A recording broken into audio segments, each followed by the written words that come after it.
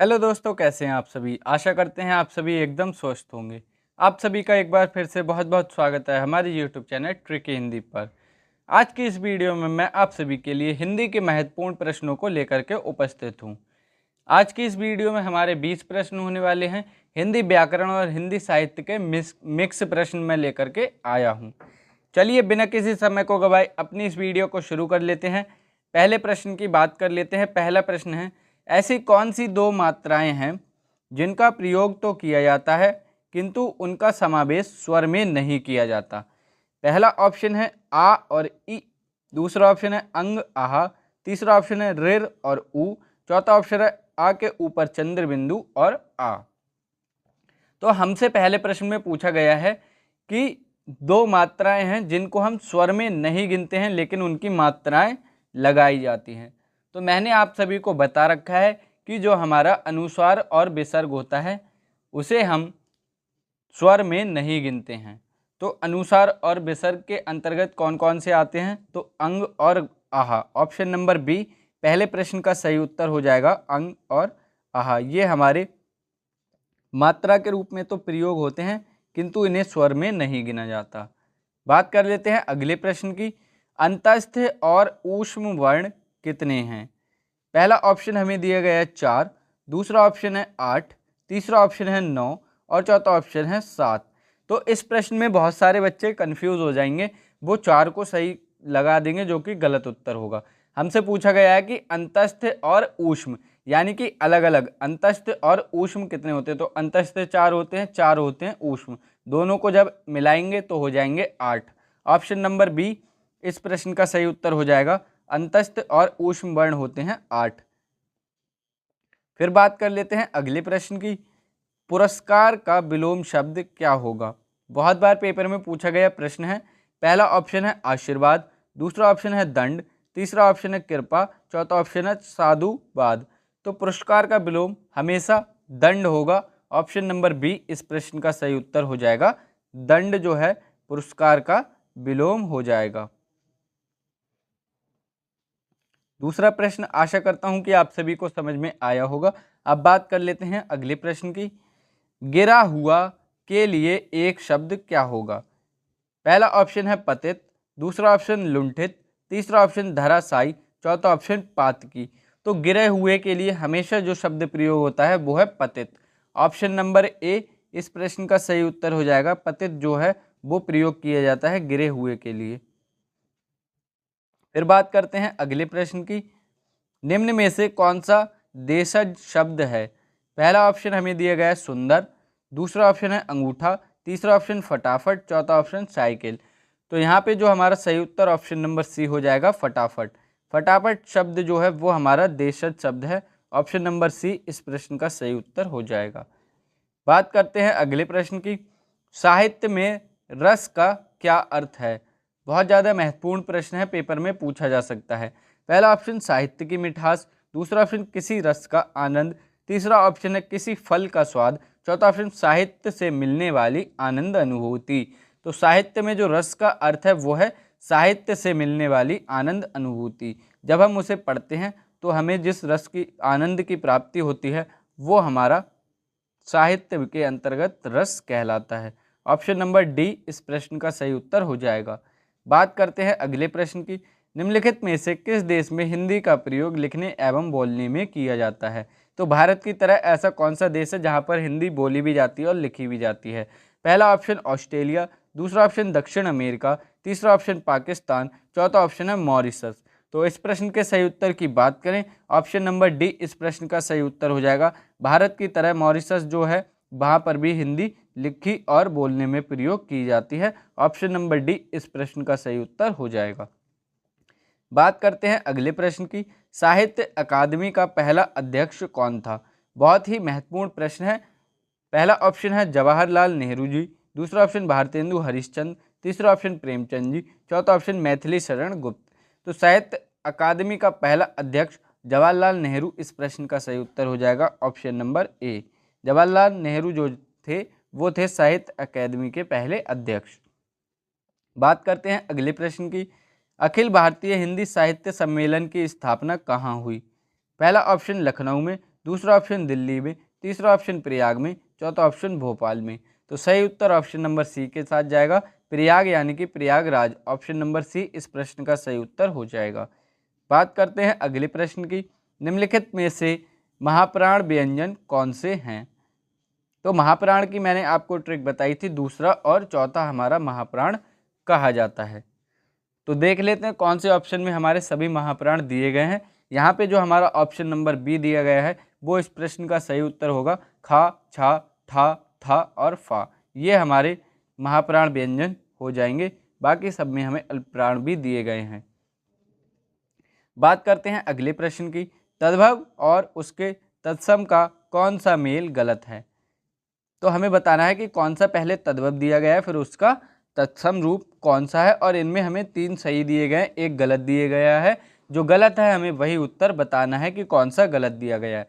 पहला ऑप्शन लुनाई को लावण्यता कहते हैं, दूसरा ऑप्शन लौंग को लिंग कहते हैं, तीसरा ऑप्शन आंत को अंतर कहते हैं, चौथा ऑप्शन आयसु को आदेश कहते हैं। तो यहाँ पे जो हमारा सही उत्तर होगा वो ऑप्शन नंबर सी के साथ जाएगा, आंत को अंतर नहीं कहते। यही हमारा इस प्रश्न का सही उत्तर, ये गलत दिया गया है, हमसे गलत ही पूछा गया है। आंत को कहते हैं आंत्र, बड़े आ पर हमारी अंकी बिंदी और त्रा, ये हमारा होता है इसका तत्सम रूप आंत का। यहाँ पे अंतर लिखा गया है जो कि गलत है। बात कर लेते हैं अगले प्रश्न की। कौन सा शब्द भिन्न अर्थ और प्रकृति का है? पहला ऑप्शन हमें दिया गया है सनातन, दूसरा ऑप्शन हमें दिया गया है चिरंतन, तीसरा ऑप्शन शाश्वत, चौथा ऑप्शन है अधुनातन। सनातन यानी कि सनातन धर्म की बात हो रही जो कि बहुत प्राचीन है। चिरंतन इसका अर्थ भी होता है जो बहुत पुराना हो, बहुत प्राचीन हो। शाश्वत यानी कि जो उसका नाश ना हो या फिर जो काफ़ी लंबे समय से जीवित हो, शाश्वत उसके लिए प्रयोग करते हैं। तो जो 3 हैं हमारे, उनका एक ही अर्थ आ रहा है कि बहुत पुराना, बहुत ज़्यादा देर पहले से, इस ये अर्थ आ रहा है 3 का। लेकिन जो अधुनातन होता है उसका अर्थ होता है आधुनिक यानी कि नवीन। तो यही हमारा भिन्न प्रकृति का दिया गया है। ऑप्शन नंबर डी इस प्रश्न का सही उत्तर हो जाएगा, अधुनातन। फिर बात कर लेते हैं अगले प्रश्न की। कंठ तालव्य स्वर कौन सा है? पहला ऑप्शन उ और ऊ, दूसरा ऑप्शन र और शा, तीसरा ऑप्शन ए और ए, चौथा ऑप्शन अ और आ। तो यहाँ हमें बताना है कंठतालव्य। मैं आपको बहुत बार बता चुका हूँ कि ए और ए जो होते हैं वो हमारे कंठतालव्य होते हैं। ऑप्शन नंबर सी इस प्रश्न का सही उत्तर हो जाएगा। ए और ए कंठतालव्य के अंतर्गत आते हैं। बात कर लेते हैं अगले प्रश्न की। बच्चों को पढ़ाने से ज्ञान बढ़ता है, वाक्य में कौन सा कारक है? पहला ऑप्शन है अपादान कारक, दूसरा ऑप्शन कर्म कारक, तीसरा ऑप्शन संप्रदान कारक, चौथा ऑप्शन कर्ण कारक। तो यहाँ पे बात कर लेते हैं इसके सही उत्तर की। तो ज्ञान जो है वो किस चीज़ से बढ़ रहा है? पढ़ाने से।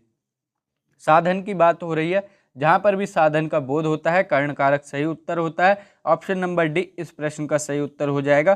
कर्ण कारक में मैंने आपको बता रखा है से विभक्ति में साधन का बोध होता है।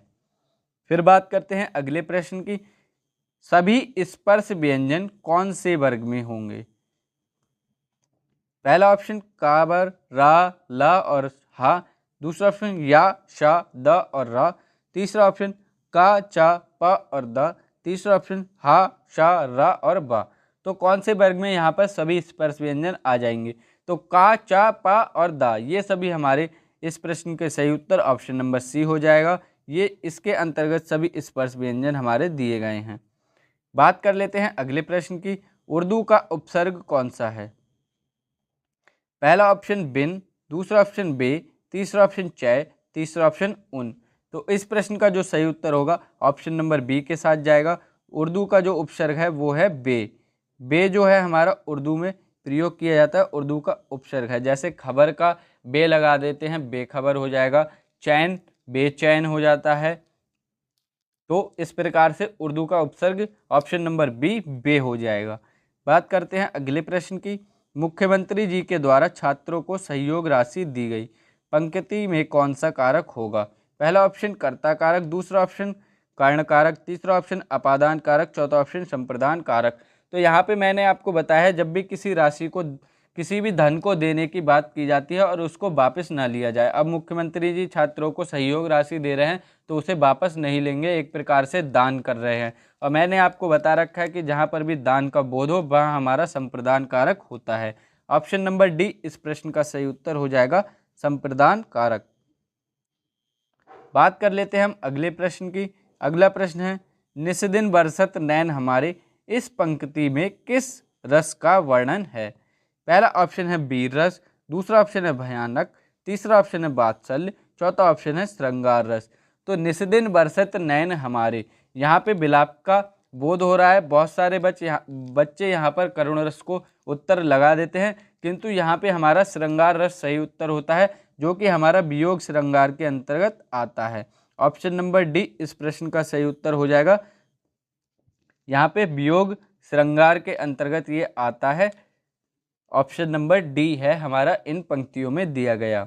बात कर लेते हैं अगले प्रश्न की। ड़ा का उच्चारण स्थान होता है? पहला ऑप्शन नासिक, दूसरा ऑप्शन कंठतालब, तीसरा ऑप्शन मूर्धन्य, चौथा ऑप्शन कंठोष्ठ। तो जो अंग्य होता है इसका हमारा उच्चारण स्थान होता है नासिक के। ऑप्शन नंबर ए इस प्रश्न का सही उत्तर हो जाएगा। ये हमारा का वर्ग का दिया गया वर्ण है, का खा गा घा अंगा। फिर बात कर लेते हैं अगले प्रश्न की, जो कि आज की वीडियो का हमारा अंतिम प्रश्न होने वाला है। हमारा समाज उन्नति के पथ में है, इस वाक्य में किस प्रकार की अशुद्धि है? पहला ऑप्शन संज्ञा, दूसरा ऑप्शन लिंग, तीसरा ऑप्शन कारक, चौथा ऑप्शन वचन। तो हमारा समाज उन्नति के पथ में है, यहाँ पे हमारा जो अशुद्धि है वो हमारी कारक की अशुद्धि है। पथ पर होना चाहिए, में जो दिया गया है वो गलत दिया गया है। तो ऑप्शन नंबर सी इस प्रश्न का सही उत्तर हो जाएगा। कारक संबंधी हमारी यहाँ पर अशुद्धि दी गई है, यहाँ पे में विभक्ति दी गई है, इसकी जगह पर विभक्ति का प्रयोग किया जाना चाहिए। तो ऑप्शन नंबर सी इस प्रश्न का सही उत्तर हो जाएगा। आशा करते हैं आपको ये 20 प्रश्न अच्छे लगे होंगे। वीडियो पसंद आई वीडियो को लाइक कर देना, अपने सभी दोस्तों में शेयर कर देना। चैनल पर नए हो चैनल को सब्सक्राइब करके नोटिफिकेशन बेल को ऑल पर प्रेस कर देना। ऐसी वीडियोस को लेकर बहुत जल्दी उपस्थित होंगे हम। तब तक के लिए पढ़ते रहिए, स्वस्थ रहिए। जय हिंद दोस्तों, वंदे मातरम, धन्यवाद।